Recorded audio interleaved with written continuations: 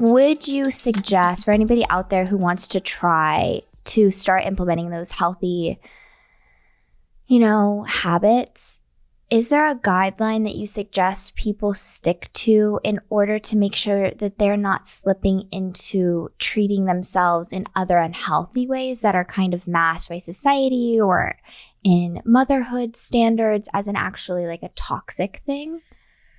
My general philosophy, my overarching philosophy on this is a cookie is always going to be better than a glass of wine, because a cookie doesn't make me text my ex and lose my keys or hate myself at midnight in the middle of the night, although sometimes it eventually can. So, I often encourage people to do what it takes to ditch the booze first. Okay. Because that's the one that's going to harm your spirit a whole lot more than almost everything else. We'll put an asterisk on that, because obviously if you move to another substance of use, then it can be just as harmful. But more than that, I think that the methodology and the message that I try to convey is incremental change. And not necessarily with alcohol, because sometimes we have to take alcohol out completely, like cold turkey, gotta make it go. But with all of the rest of it, all of the ancillary stuff, all the other things that we use. I had an interesting conversation with a client recently, and she used the term transformation fatigue. She was feeling transformation fatigue because she quit drinking, and then she went on a diet, and then she started a workout routine, and then she started meditating, and then she went to therapy to heal her mommy issues. And it's like, when we think about, we realize that this one thing, this alcohol thing is starting to be a problem. And like, we recognize that everything else in our life is also contributing to this problem. And we start to see how all these moving parts are working together. And the answer is yes, that is true. They are all moving parts. They all are interconnected. They are all working together. But our answer to that is, okay, I'm going to fix all of them. I'm going to change all of them. And what that does is just completely burn out the system. It completely fatigues us. We get so overwhelmed. It's going from 0 to 60 when really we need to go from 0 to 5, and then from 5 to 10, and then from 10 to 15. So when I think about how we begin to implement this and how we avoid this idea of swinging really hard to something else, swinging really hard to something that is also equally as maladaptive, we have to expect less of ourselves.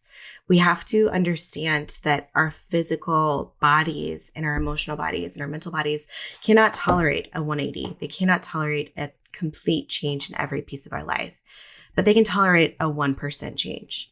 They can tolerate incremental change, teeny tiny steps forward in the right direction, little by little changes. So if we think about this like on a tangible level, I think, okay, you're ditching the booze and maybe you add like one vegetable into your daily diet, or maybe you ditch the booze and you try to go to bed 15 minutes earlier than you normally do.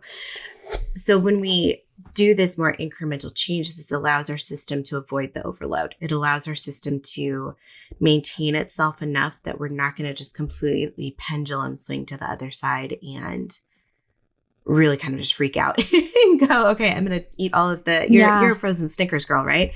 Eat all the frozen Snickers in the freezer. Yeah. Yeah. I mean, makes total sense. It makes total sense. And it seems like it's kind of a theme in your journey was taking it bite by bite or not sip by not sip and getting to where you are now. Speaking of where you are now, I mean, just in your career and your line of work, what was that moment of clarity like for you to make this commitment to really being all that you are in the sober community and for women? It's kind of, I don't even know how to explain it, because it felt like such a slow moving train all in the right direction of one piece falling together and then another piece falling together and then another piece falling together.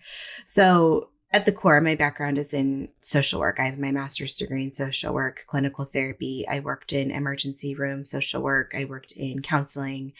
So my background, my book learning has always been in the mental health field. Of course, when I was in that that schooling, when I was working in that field, I had a very misaligned relationship with alcohol. But my background has always been in this kind of community-based, talk-based, connection-based field.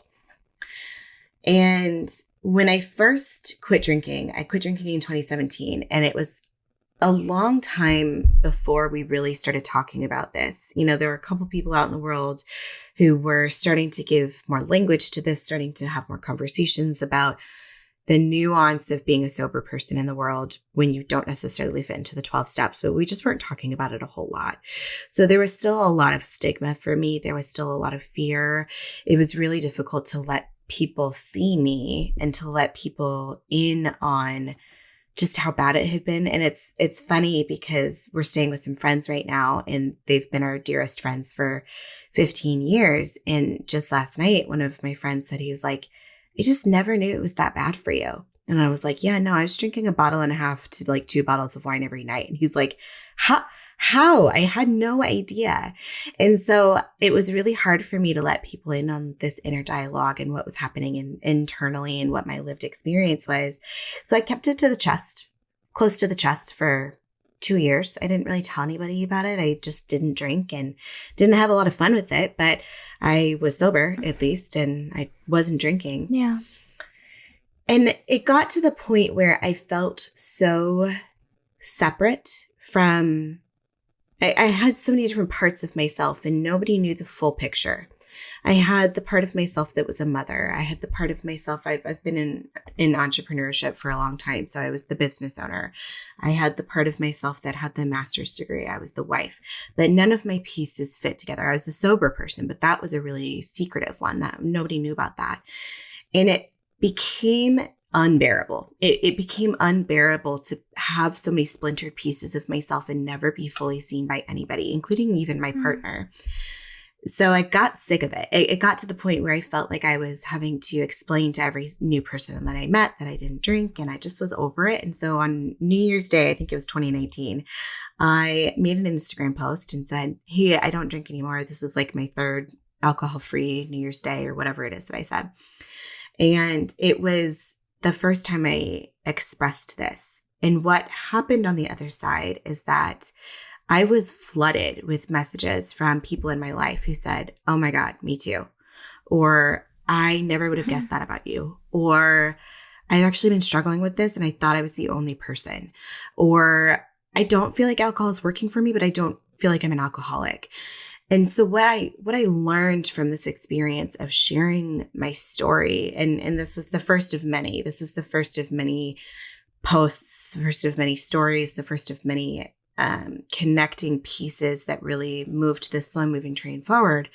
But what I learned is that there is nothing new under the sun, and that we are all a lot more connected, and we all have a lot more shared stories than we ever imagined.